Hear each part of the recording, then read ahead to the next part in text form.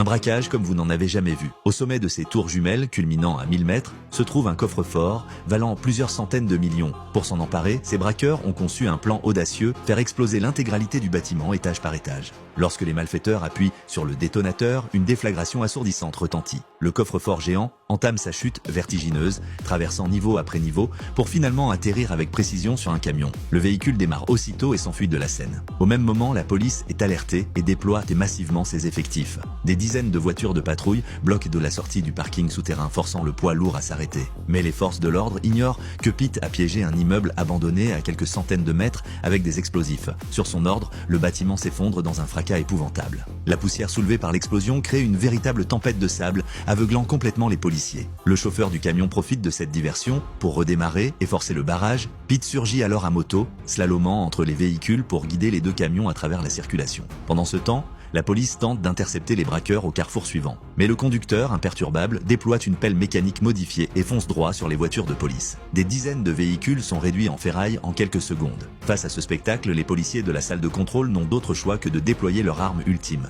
Des guerriers oiseaux entièrement revêtus d'or 24 carats.